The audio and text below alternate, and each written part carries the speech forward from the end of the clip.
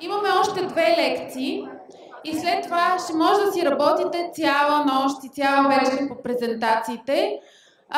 Богомила е част от Постскриптум.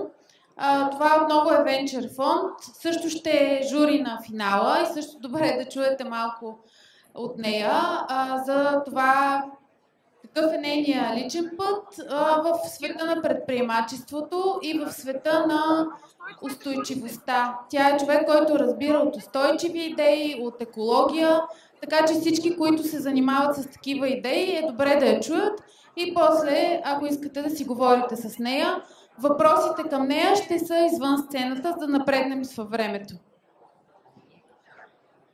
Чуваме ли се? Който ме чува да дигне ръка? Да ми помаха? Там май никой не ме чува. Айде да не викам хора. Там в края, виждате ли ме? Не? Ето видям. Супер. Казвам се Богомила, или както Камен обича да ме нарича, Мила Боги. Освен, че съм част от екипа на Постскриптум, също така съм още няколко други неща, които съм ви написала тук. Но последното най-готино, което ми се случи миналата година, беше, че станах Future Energy Leader в Холандия, където заминах да живея миналата година. И също така европейски посланник на климата.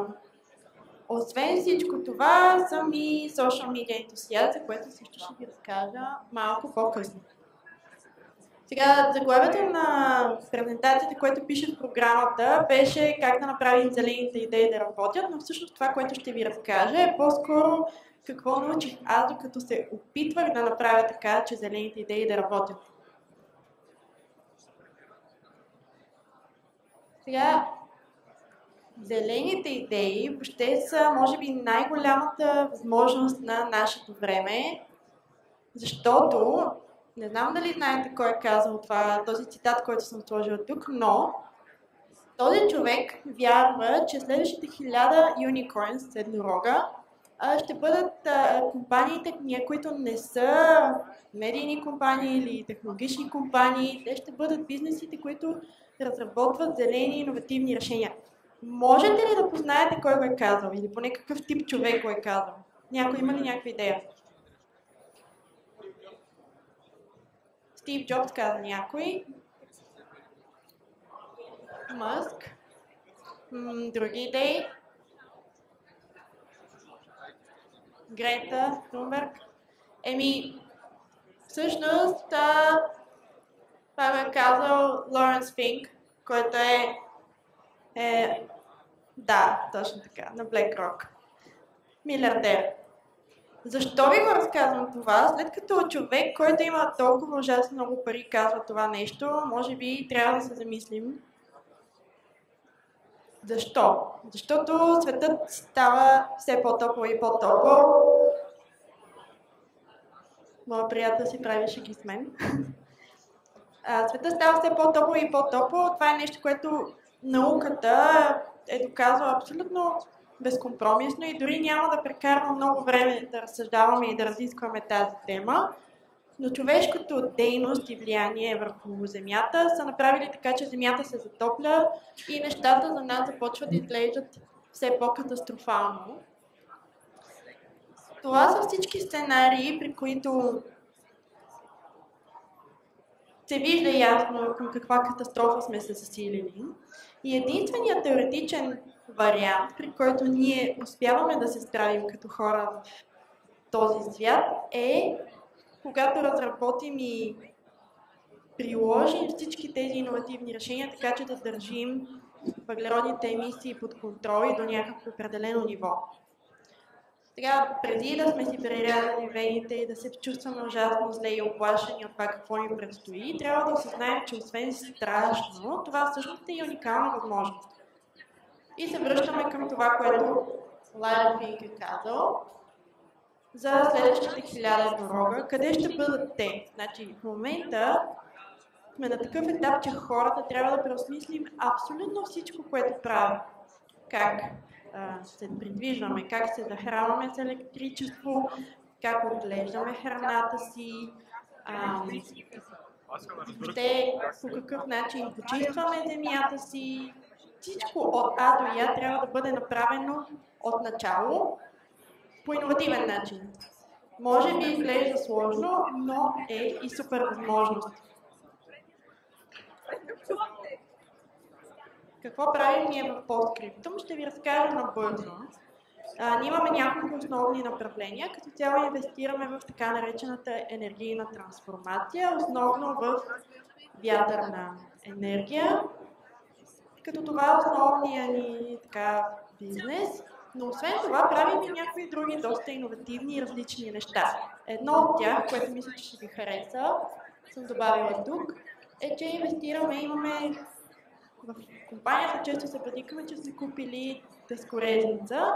Всъщност това е иновативна компания за строителство с дърво, чрез която успяваме да заключим огромна част от въглеродни емисии в дървото, с което правим красиви сгради. И освен това, още една супер иновативна идея, която имаме, е, че строим огромни паркове с вятър и солар в изоставени. Те не са изоставени, те са просто празни и неприветливи пустини, където хората никога не биха отишли да живеят, но всъщност човечеството може да оползотворява. Сега знаех по принцип, че аз като бях тинейджър, всички тези неща супер много ме фрустрираха, защото са твърде големи и мащабни. Шефа на нашия фонд, основателя, всъщност е бил най-младия партньор в Морган Стенли, бил е съосновател на Трафигура. Той е човек с безумно много опит и ресурси, за да успеем ние като компания да стигнем до такъв момент, че да правим тези широко мащабни неща. Затова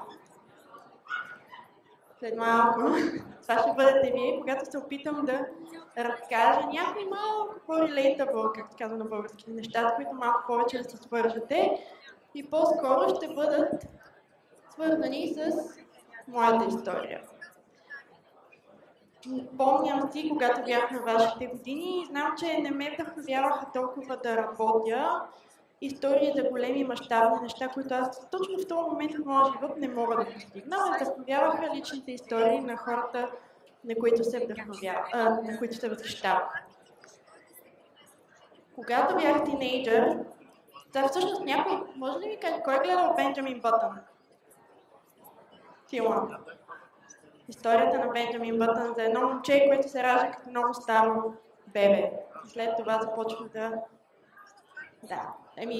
Моята кариера малко прилича на филма, с идеята, че първата ми работа беше, че си отворих бар на плажа, когато бях на 18, нещо, което хората обикновено правят в края на своята кариера. На мен ми беше всъщност първата работа и първото предприемаческо нещо, което може би Камен би казал, че това не е стартъп, но за това ще помислим всички заедно, може би е философски въпрос. Бара беше нещо много готвено, което направихме с партньори. Малко предскоча. Така.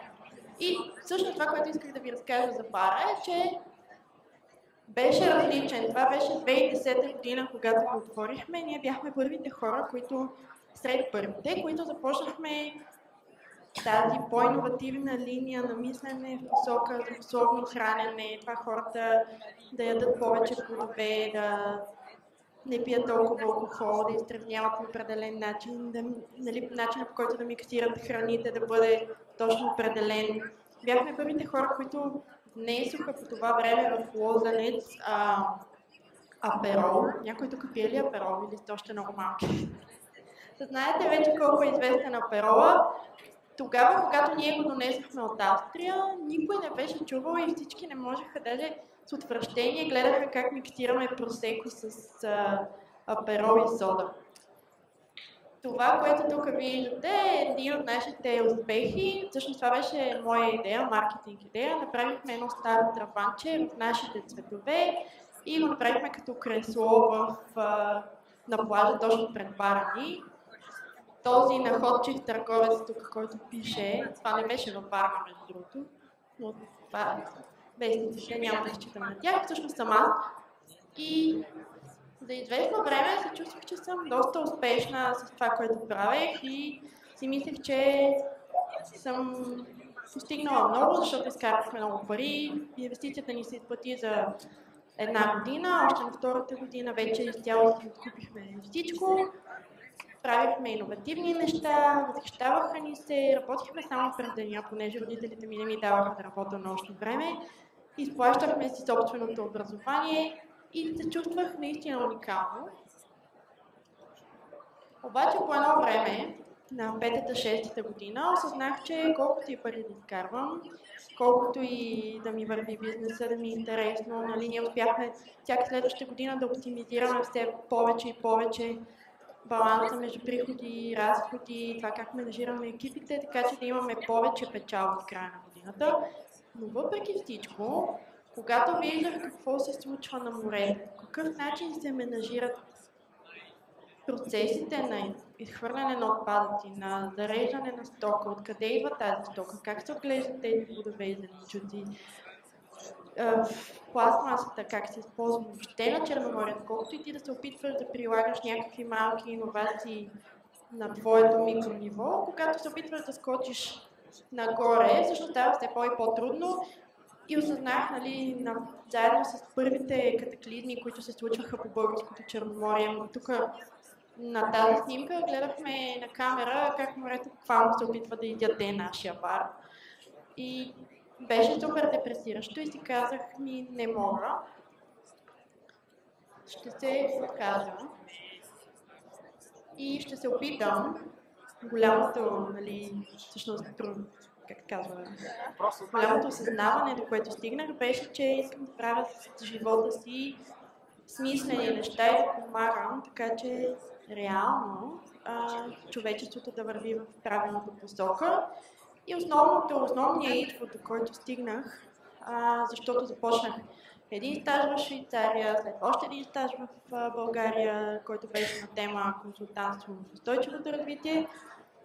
Може би ще ми се стори супер банално, но наистина образованието е най-добрата инвестиция, която може да направите в себе си. Казвам го, защото аз зарязах всичко това. Имах шанс да си разработя мой бранд за лимонада и да бъда тази компания, която тя днес съществува, казва се Lemonade. И имат уникална структура. Те са компания, която има фондация, изкарват милиони долари и ги реинвестират в добри каузи. Но не съжалявам, защото израснах много, зарязвайки това, което не работеше за мен. И сега се чувствам част от нещо още по-голямо и още по-стойностно. Като също така, другия урок, който научих е, че дори да работиш върху нещо голямо, както аз съм част от PostScriptum, човек не трябва да забравя личния си бранд и личните си неща, които го мотивират.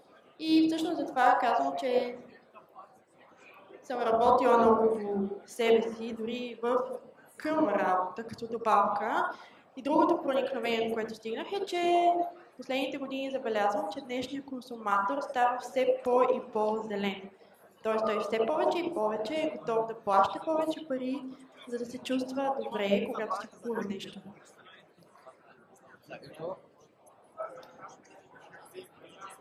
Много важно, което искам да ви кажа и съм научила чрез себе си и чрез приятелите си, е, че социалните медии не са кариера, а са инструмент, който ви помага да постигнете вашите цели. В течение на времето, в годините, понеже аз съм човек на комуникациите и работя по комуникационни стратегии, презентации и така нататък, успях да натрупам много клиенти, всички от които са зелени. Сега някои от тях са в Холандия, това примерно тук е електрическо колело с кош отпред, в което си возим, например, нашето дете. Better Bomb е всъщност холандската коледна елхичка. Това е иновативен модел за взимане на коледна елхичка под наем, само за сезона на Коледа, след което я връщаш, тя да живее в природата и на следващата година отново си взимаш елхичката. Същата, докато живеехме в България, нашата елхичка си я взимахме 4 години подред. Една и съща елхичка беше уникално да имаш живо дръвче и също така бизнес модела им е уникален. Така, сега исках да ви покажа най-успешния ми TikTok. Супер много се гордея с него, защото е без лицето ми, без нищо свързано реално с мен. Направих го за приятел, на когото исках да помогна. И като го гледате, искам да ви помоля всички утре да ми донесете вашите... След малко ще разберете какво. Има, ама няма звук. Я пробвай там да натиснеш. Да ще ви го пусна още един път. Успея.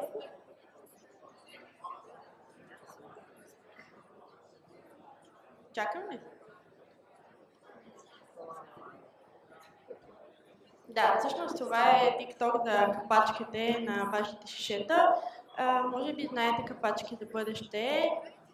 Те събират капачки, след което рециклират пластмасата, продават тя, т.е. също те продават на рециклаторите и с паричките, които успяват да съберат, реинвестират и купуват болнично оборудване за деца, купуват бебешки линейки, какво ли още не. Сега ще пробвате, не е толкова важно.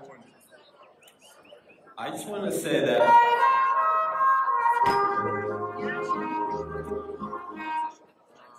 Видяхте ли? Да. Та идеята е, че това нещо достигна до супер много хора. Гледали са го 6 милиона views, има 5,5 милиона views и 550 хиляди лайка.